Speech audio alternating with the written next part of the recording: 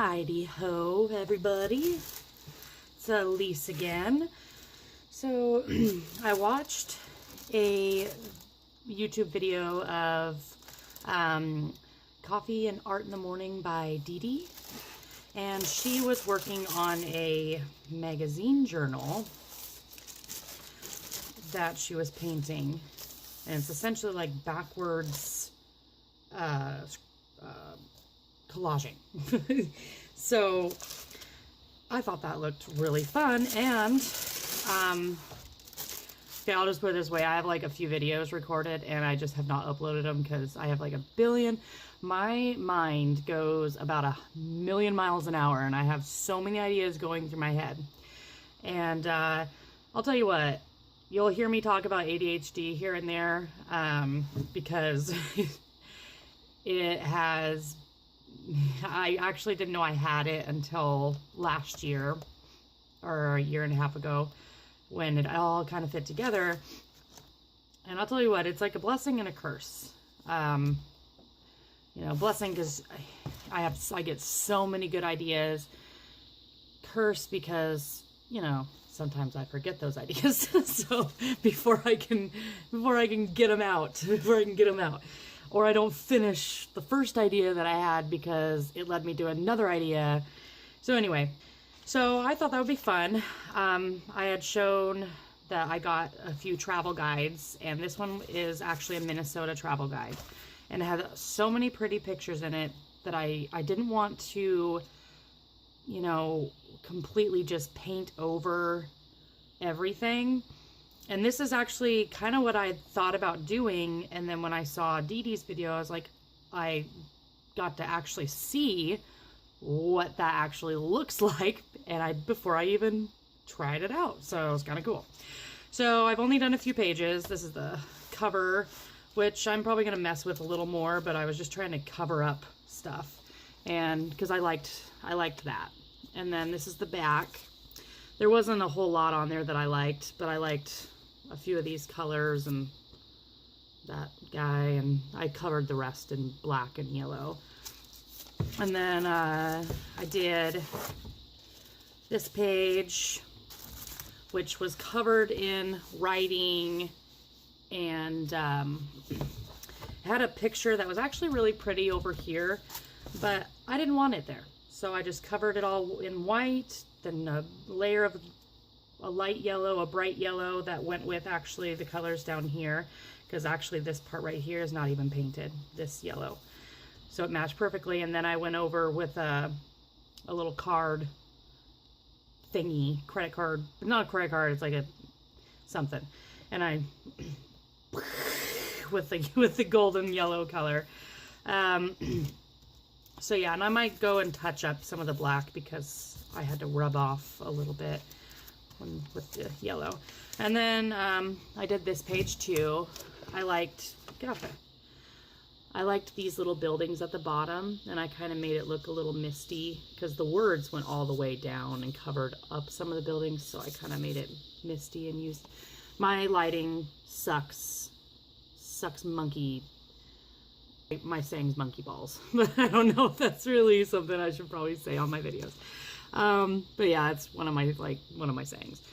So yeah, I just kind of made it a little misty and covered up all the rest of the wording on there. And I'm going to actually go over this with another color with the credit card thingy, or I don't know, I'll do something else.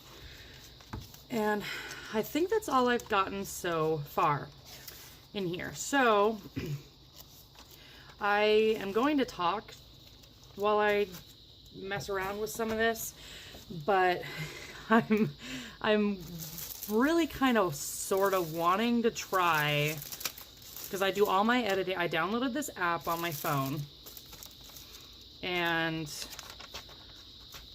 try, because my laptop is a piece of crap right now. It's like one step away from me wanting to punch it. So it makes me so mad because the screen is all glitchy and crazy. And ever since my daughter dropped her Ensure bottle all over it, it has not not exactly been the same since, and it's just slowly gotten to the point where it's really not even usable. So yeah, I'm doing everything on my phone. So, because like I'm really pretty good at Photoshop and all that, but yeah, I'm using my phone and the apps. So not all the stuff that editing services that they have on there are actually, that they have on YouTube is not, oh my gosh, I can't talk today. Bear with me. You know what, if you don't like rambling, and crazy, spazzy, random rabbit trails, then this is probably not the right channel for you, because I'm kind of a spaz. So anyway, YouTube does not have everything available, all the editing tools available for mobile. They have a lot of them available, but not all of them. Audio is one of those things. And so I'm trying to figure out, I think the app I have, I'm trying to figure out what color I want to do on this. I don't know. I know I want to keep this. Anyway. So yeah, I'm gonna see if maybe I can try to do a fast forward video with music like a lot of people do, and record so that you can kind of, I don't know. But anyway, I'm gonna pause for a second so I can think about what color I need to do on here. Yeah, I decided to do black because it'll kind of look like the trees are like emerging from the black, maybe. I don't know, that's my thought process here. I don't know. I have no idea. I'm just winging it. And I'm thinking I might, I don't know what I'm going to use this for yet. Get off there. But I've been kind of wanting to make like a bucket list book. Just because I thought it'd be fun to make a book that has, that I collect, it's kind of like a cross between an en masse journal that Sharon Green, or oh my god, I'm sorry, I'm so sorry, Shannon, if you're watching this video, Shannon Green has done, and a lot of other people I've seen do, and a regular art journal thing. So that's kind of what I'm thinking. I'm thinking of collecting, which I've already got a few things, and collecting those and doing like little tabs on here, like a tab of, you know, maybe places I want to travel to, and have pictures in here that of places I want to travel to, you know, with pictures of Germany or Canada, or certain maybe certain museums or things that I really want to see or go do, or things like that, places like that. And that actually could even be a separate tab. And then maybe have another tab of,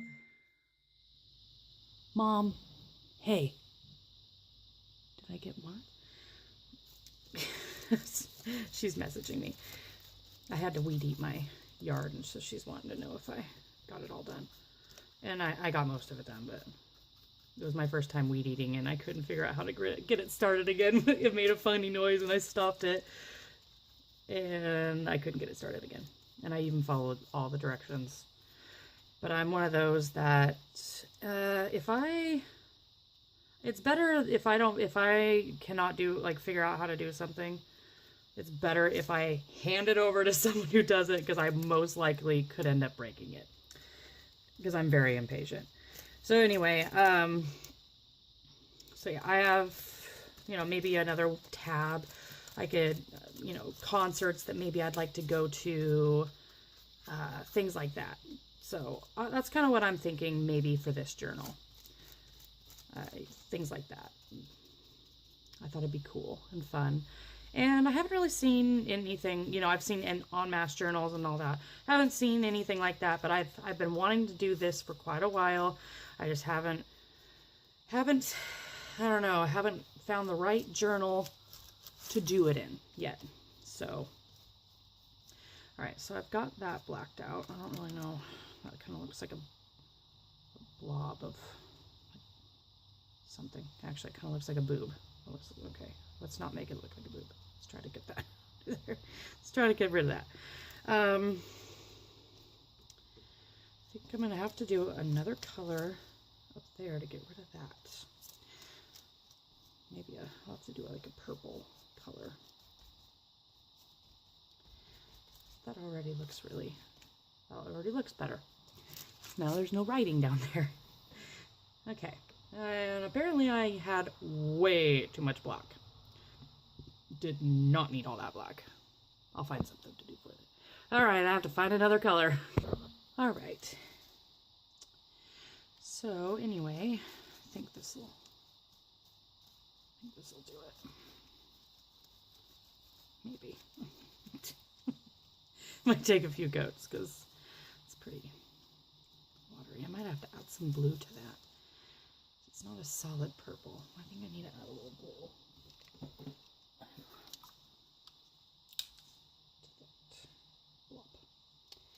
It's like a blue purple. A blurple. It's blurple. That's the color of it. I've created a new color. There we go. Ah, there we go. That's a match. You probably can't tell by with my really terrible lighting in here. I mean, I've rigged up, but it kind of fell down. But I actually rigged up some, I don't know if anybody's had that salted caramel smart popcorn stuff or whatever. But the inside is that silver foily stuff. And I used that. I think I might actually have to blend a little bit with some yellow. I'm gonna have to figure something out here in a second. That's not gonna work all the way for me. But anyway, they have that silver lining stuff. And I cut them open so that they could be like a solid sheet. I got 2 of them. And then I rigged them to one of my lamps next to my desk here. I'm just going to use my finger. Maybe that'll work better. I don't need it to go all the way over there. Oh, balls. I'll figure out how to fix that in a minute. My brain will come up with a solution. And I rigged it to my lamp here because it's the little cover that goes, it kind of slides in and exposes the bulb, and so I use that to make it so that the light reflected against that. Oh, oh God. Oh, balls. Good thing black paints over everything. Oh, balls. Okay. Well, I definitely didn't need that much naughty paint bottle. Damn it. Let's wipe some of that on my paint book. Yeah, that's what that's for. Get over there. I don't want those getting paint on. I'm like the messiest painter. If anybody can top me in messiest painter, I could be painting with water and somehow that'll become like a major, I'll be completely just a mess. I don't know how I do it, but I'm a mess. My sister got these new tank tops for me because all my shirts, not even kidding, all my shirts that I have right now are covered. They have paint splotches. My pants have bleach stains or bleach marks in them because I've because I've played with bleach, with altering photographs, and things like that. So she got me these new tank tops. Thing's buckling a bit, but that's all right. I just don't want it to look like a, just want it to blend out a little bit. I don't mind if there's a little bit of a,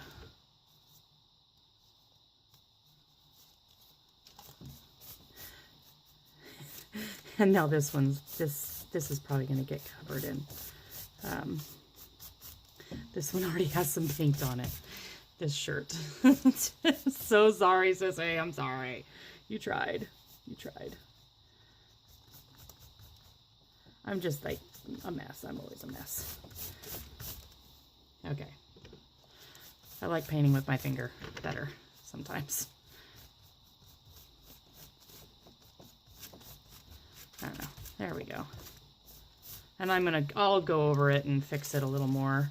I just wanted to, I mostly wanted to blend some of those edges, and I'm probably going to do some yellow there to blend it out too. Most likely. I need a little more blurple here. Get more blurple right there. So yeah. That's what I got for my lighting, because it was even worse before I did that, but some of the stuff fell off because my little rigging came off because my son was playing with his dinosaurs on my lamp and kind of knocked down my little rigging there. I don't want that on that tree. I'll have to get it off that. So yeah. That's what I have for my lighting. So it's usually a little better when I have that foily stuff behind, you know, reflecting the light down onto my paper. But oh my gosh, I need these wipes. Okay. So anyway, I'm gonna maybe try to fix some of that black. Which I might even do off camera, and I might fix some of that off camera too, some of that blending. That's fine now, that's okay. That I'm not okay with, or this, that's getting it's too much. So I might fix that real quick too. Oh, I thought one of my wombats was awake, but I don't think he is. Fix this black real quick. Okay, fix the black, and I'm working on fixing this down here. Just dipping my finger in the bottle.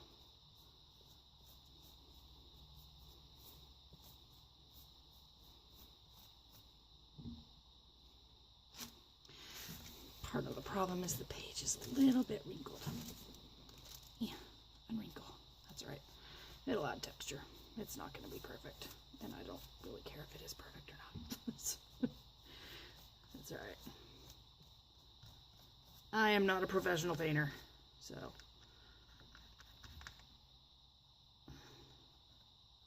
that's okay. Okay by me. I have no desire to be a professional painter either. I do enjoy, oh gosh, sometimes practicing, because I tried to get better at drawing the human form, and so I was watching, it's called Fine Art Tips here on YouTube, and that guy, I don't know his name, so I really apologize, but if you look up Fine Art Tips, this guy is unreal. Like he like gives like these tutorials on how to do it, but okay. I'm just not very patient. I don't know, I like creating things, I don't know, like like this kind of stuff, this is okay. I like making a mess. I like being messy. I like getting my hands in there, and I like trying to figure out how to make something out of weird crap. Like this. Okay. So like, this is one of my random ideas. It is a canvas panel that I Mod Podged down some newspaper. I actually never finished it because I'm actually going to go around and glue all those things down. Random pieces of paper, some pieces of tin can. That's what those foil pieces are, I believe. I don't know. That, or they might just be foil. Honestly, I have no idea what the hell that is. I don't know what that, I don't remember what that is. It's some kind of foil stuff. I was trying to recycle, I was trying to come up with ideas to recycle things. See, like, this is another one that I did, and this took forever because these are literally, each of these little lines that you see is a strip of magazine that I had cut out, and then I overlapped them because each strip was about probably like a half an inch wide, and I just slightly overlapped them. And then they are, I mean, I made sure that they were all flat. There is no bubbles. It is completely, I mean, it's really beautiful as is, but I did this, took me forever to do it. Then I couldn't figure out what to do on top of it at all. No idea. So that's been sitting there not done forever. And then, yeah, this one, I also put a piece of plastic to recycle it over top, and I made it kind of crinkly so it gives it some texture. So yeah, that's just like a random recycled, I call this one the beauty in the trash. So those are what these kind of things. And what I had been originally thinking was making it like a 4-piece panel so that it was like a 4, but I don't know. I haven't finished it yet. But yeah, I was trying to figure out ideas to recycle things and either try to sell the art and use some of that money to either save up to go on some kind of a volunteer thing to help something, you know, for a cause, or to use it to help out different charities or things like that. That's what I had been thinking when I was doing that, which I still wouldn't mind doing. I also made paper beads, and I mean, I have a ton of paper beads. Have not done anything with them because I literally was making them for fun because I was having a blast making them, and also to try to, that's what my thinking had been along those lines. But I never finished it. Was that white? Well, I didn't realize, I thought that was my, well, I need to paint up there. I didn't realize that was all magazine. I actually thought that was my wax paper. Oh, good Lord. Okay. Well, apparently I have a lot more to paint up here than I thought. So I'll just do that while I'm blabbing my mouth. So I think I might also take this opportunity while I'm messing around with this to maybe tell a little bit about myself. I've obviously, my name's on my channel, so you know that, but I'm originally from Oregon, and I grew up in a really small rural town, and it's kind of like a farm town.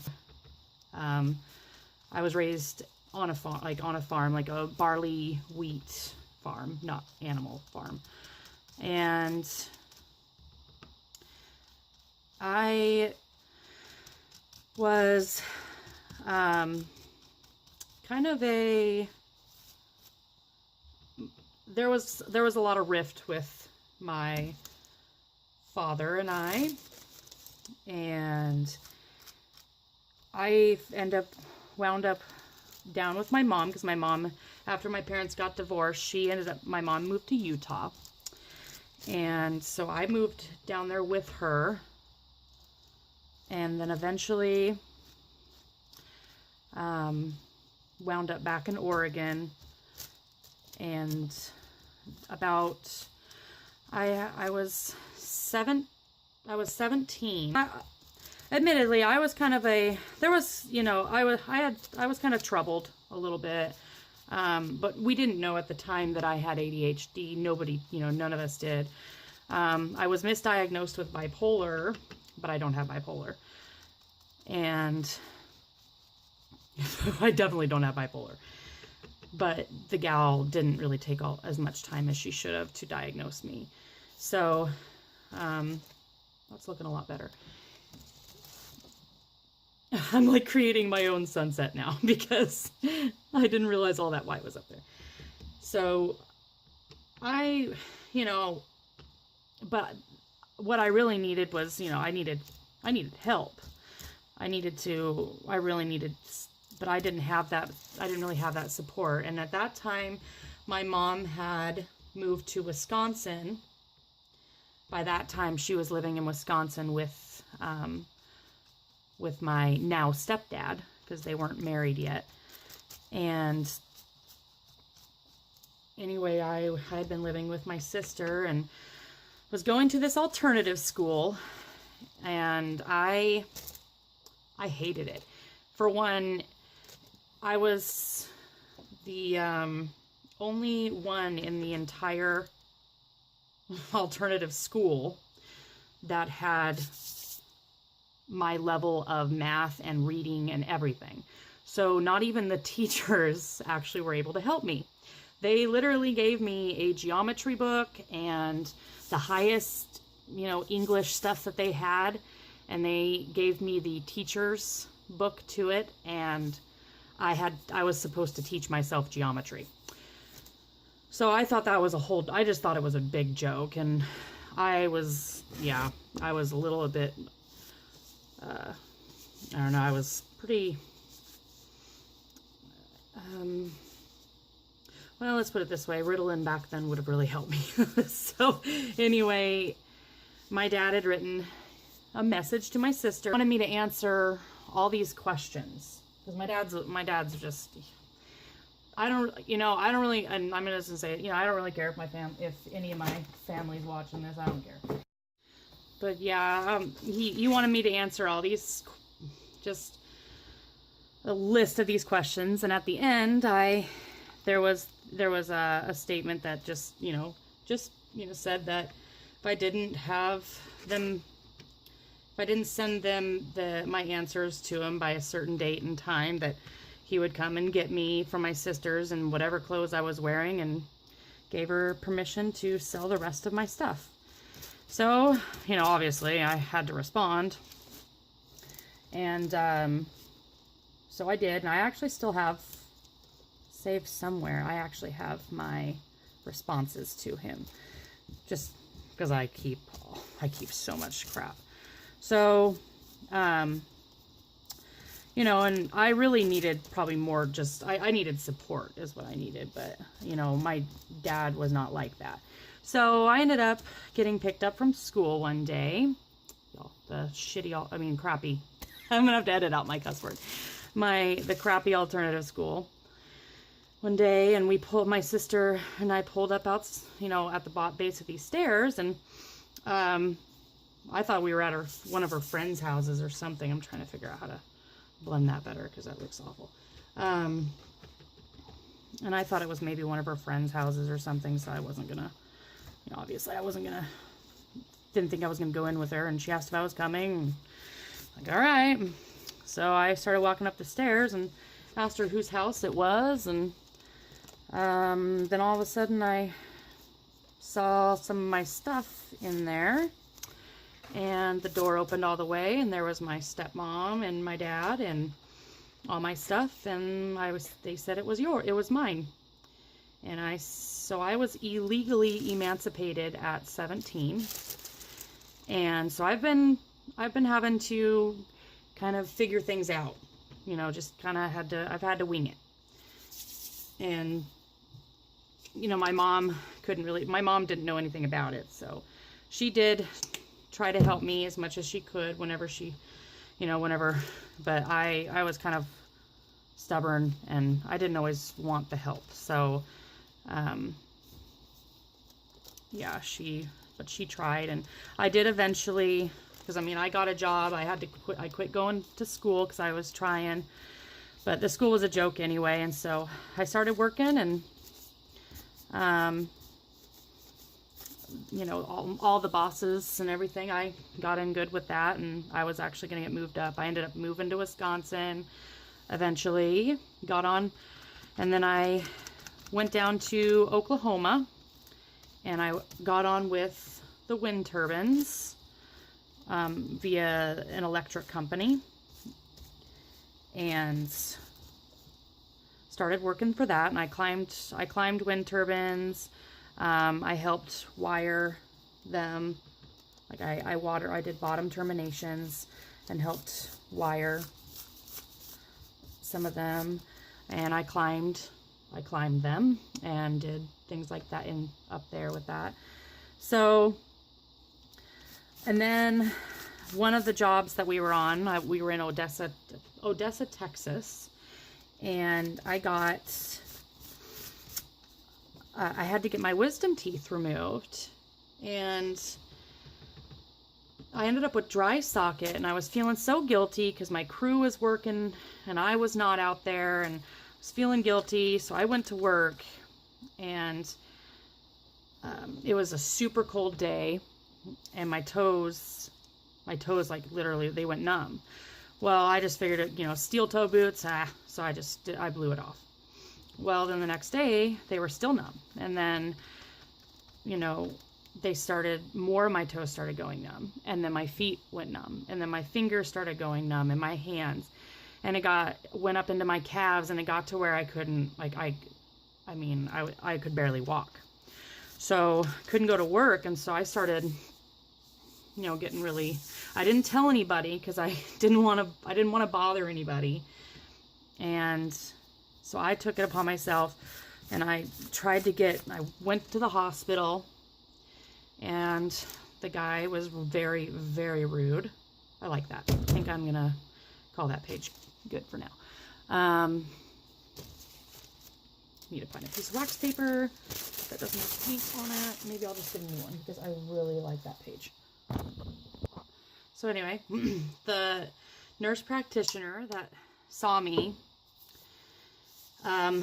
didn't believe me. I think he thought I was in there to get drugs or something because he was very rude, and so he literally gave me a shot of penicillin in the butt, and he was just he said it was probably from my sinus infection. So I was losing my ability to walk and function because I had a sinus infection. So yeah, I actually really think he might have thought I was after drugs or something, which is really sad, by the way, because when people really need help, people that are going in there for that purpose ruin it for people that really, really need help. So anyway, so I went back, and it got worse, and it got to where, and again, I finally was telling my mom about it, and because I was getting scared, and she really wanted me. My boss's name was Pee Wee, and she really wanted me to tell him about it, but I just didn't want to bother anybody, and so, but it got to where I literally could not even get to the bathroom. I couldn't, because I couldn't move, I couldn't walk. I got, but she finally she called my boss, and he had to carry me into the truck, into his truck. He had to pretty much help like carry me into the hospital because at that point I couldn't walk. I'd fall because I had no balance. And I should have done white first. Balls. I'll just do that now. So we waited for hours, and the guy comes in, the doctor did, and he didn't even touch me, didn't look at me, nothing. He literally came in the room, and as the curtain opened, he said I had Raynaud's disease, which I then looked up on my phone and knew that was not what I had going on, because it had moved up into my, moved up past my calves at that point, and it was getting really bad. So my mom was in Oregon helping my sister plan her wedding, and we changed a plane ticket that I'd already bought to go to my sister's wedding so that I could be flown out to Oregon, because we knew something was very, very wrong. And so on my flight, I had to be chairlifted into the plane, and I had to be wheelchaired throughout the airport. People had to wheelchair me. And on my flight, my first flight, but by the time it landed in Houston, I believe it was, it had gone up into my shoulders, and I could not hardly lift my arms, and it had gone up into my upper legs, and then it started moving into my chest.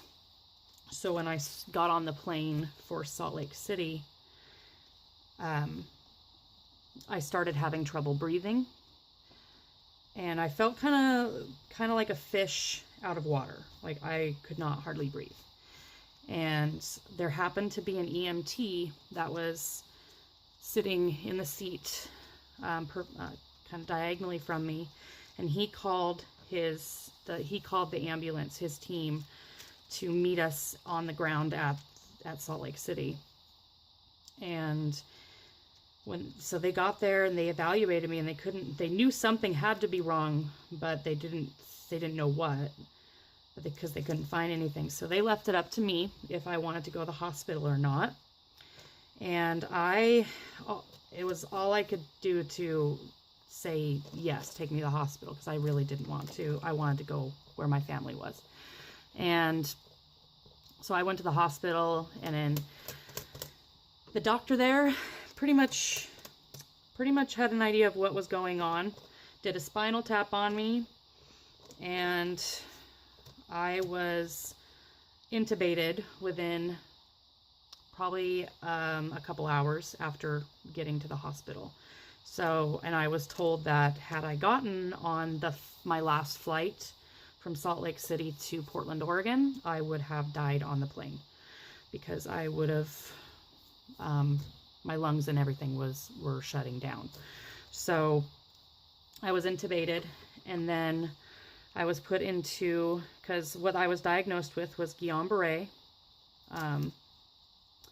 and it is an autoimmune disease that destroys the myelin, or the outer coating of your nerves, or an autoimmune disorder, I guess I should say. So everything was shutting down on me. And it's very painful, extremely excruciatingly painful, because all your nerve endings are exposed. So I was put in a drug-induced coma, and I was on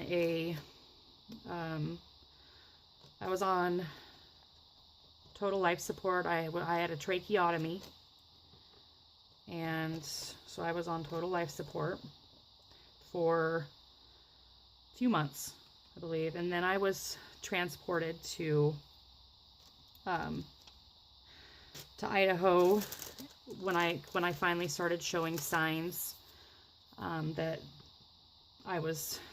things were going to come back, because with Guillain-Barré, it's really unpredictable. You honestly don't really know if you're going to make a turnaround or not. And there was actually a person that died from breathing complications that had because I had the most severe you could get, and because mine went all the way up into my cranial nerve. I could not blink or nothing. I couldn't blink or anything at first. So I actually had to wear goggles, which I don't remember any of this because I was in a coma. But that had this stuff in it to make sure my eyes didn't dry out and everything. A feeding tube. I had a gastrointestinal tube, so I have a scar on my rib cage or my bottom rib cage for where the tube was that they fed me through. And so yeah, I was transported to Idaho, to Southwest Idaho, and I was eventually weaned off that's where I was supposed to get weaned off my trach and whatnot. They did not know how much mobility I was going to get back. The doctors they weren't at first, and I did not know this until I read my Caring Bridge site that my mom and sister kept up with, and that the doctors weren't even sure at first if I was even going to live. And I guess if I did live, they weren't sure if I would even ever walk again, and if I did, they didn't think it'd be for 3 to 5 years. And so I didn't know any of that, but I really did not want to be in a wheelchair. And obviously I couldn't talk for the longest time. I couldn't move. So it was very scary, because you have to completely depend on people that you don't know, if something gets caught in your breathing tube and you can't breathe, you have to depend on, you can't say anything. If somebody, I had CNAs that were bathing me, and they'd roll me over onto my breathing tube, and I couldn't say anything, but I couldn't breathe. So there's nothing, there's nothing you could do. So it's very, except cry, tears would roll out, and it was hard. Every time they took me out and I'd be attached to the oxygen tank, when I finally was able to go out in a wheelchair, I'd cry every time I saw the truck, because I just wanted to go. I didn't want to be in the hospital anymore.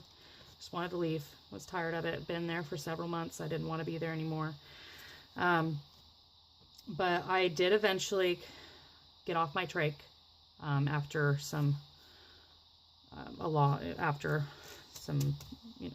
issues with a nurse and all that. And I was transferred to Elks Rehab in Boise, Idaho. And I have nothing but good things to say about that place, because everybody there, so awesome. My physical therapist, amazing. My the assistant physical therapist, amazing. All the others, amazing. And that's where I had to learn how to walk again, and I had to learn how to do everything. I had to learn how to use my arms to take care of myself and to brush my teeth, eat. I had devices that would strap to my hands because I didn't have a lot of mobility. And so it was the doctors.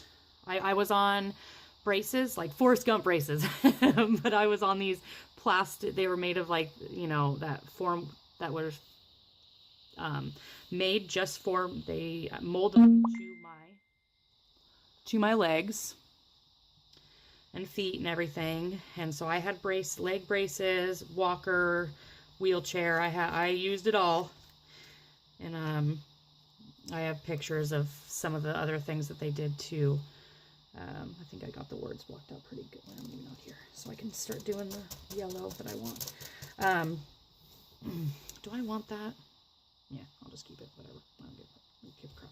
So everybody was amazing there, and I had to learn how to do all that again, and it was a very tough time, but I was very stubborn. And there were times my mom had to make some tough decisions because I was in a lot of pain and it hurt, and that doing those things is necessary if you want to walk again. If you know, there was this thing called the, it was called the tilt table. And basically that thing straps your little butt in there, because the first thing that they had to do was get my body used to my feet. Even though I was still completely paralyzed, they were trying to get my feet used to supporting my body weight and getting the blood to, you know, like, just, and it was so excruciating. I mean, I was screaming, but I couldn't scream because I had my trach. But I was screaming in silent, you know, because at that point my mouth, I think I was finally able to kind of move my mouth and stuff. So it was awful. And I just wanted to sleep or something. I didn't want to do it. And there were times where my mom actually had to say that, okay, you can sleep. And then they would end up coming in there and sliding me onto the tilt table while I was asleep. And I'd wake up to them doing that, and I'd be so pissed. But she had to do it because, you know, sometimes it was hard because I would be in so much pain, and I just didn't want to do, even though I knew it was good for me, I didn't want to deal with any of the pain anymore. And so that was a tough time for that. And I did learn how to walk and everything again. The doctors, I finally went back home, and the doctors didn't think I'd walk again. If I did walk again, they didn't feel I would, you know, walk again for 3 to 5 years. It'd probably, no, not 3 to 5, take about, you know, 5 years or more if I did ever walk again. They didn't really have a lot of, but, I actually was off all of my devices, everything within a year. So, and we went back and we visited all the hospitals that I'd been to, and we went and saw everybody. And some of the critical care unit, the ICU kind of place,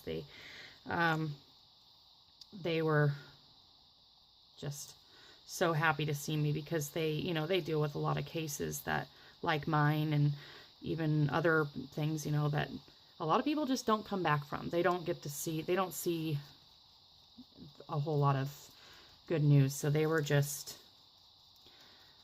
were so grateful that we came back and showed them one good story, you know, one good thing that, you know, because they didn't, you know, after I left and went to Idaho, they didn't, you know, obviously know what the outcome was, but they wanted us to come back if everything turned out okay, you know, I guess. So yeah, that was all that. And I did, because I really did want to go back to the wind turbines, and I did, and it was really too hard on my body anymore. But I did climb a wind turbine, and it was way too hard on my body. So, yeah, so now I'm back. I went to school, tried going back to school. I went to college, started going there. I got, my kids are waking up. Hi, baby. Grandma's going to be here because we're going to go to the consignment shop. So you're going to need to get your booty out of bed. And so, yeah, anyway, that's that. And that's when I'll be back.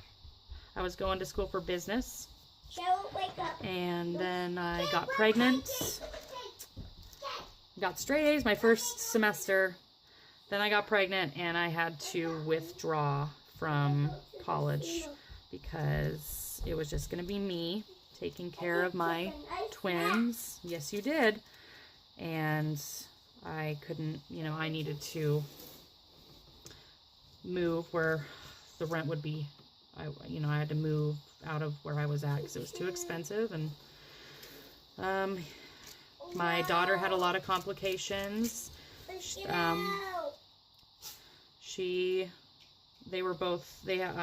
a lot of trouble growing in the womb. So they were oh, balls. I didn't mean to get the yellow or the white. When they were, my kids were born a little premature, but not too bad. They were born at 35 weeks, 3 days. They were trying to get Cade to a safe gestation because Cade was perfectly healthy and okay. And we, you know, it was a hard decision, but that's the decision I made because I didn't, you know, I felt that she would be okay, and she was.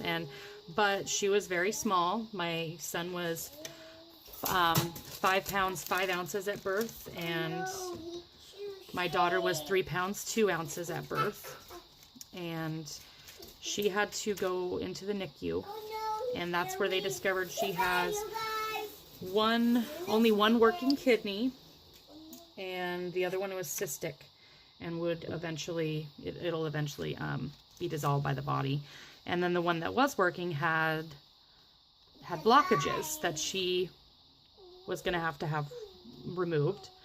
And then her heart, she had a VSD. And so at 4 months old, she had to have kidney surgery to remove the blockages in her working kidney. And then at about 4.5 months old, she had open heart surgery, and they patched up her heart. So she had a tough start, but she is doing awesome now. She's a little pixie, like she is so tiny, and my son is like this beefcake. And they're complete opposites. She's tiny, as in my kids are almost 4. She is in like 2T clothes, and she can even still fit into some, I mean, even younger clothes. She's only like 24 pounds or something. 23, 24 pounds, and she's almost 4. And my son is like around 40 pounds. He's pushing that mark. So yeah, definitely big difference with them. And so yeah, moved around in Oregon a little bit, and now I'm here in Wisconsin, and my sister moved out here too. So it's my mom and sister, my stepdad, and myself and my kids. My kids and I don't live in the same house as my mom and sister, but yeah, you know, they have no their dad has nothing to do with their lives or anything, and that's whatever. It's probably honestly better that way. And my father is not in our lives either, and that's also probably better for that. That's probably a good thing. But we are, you know, it's tough,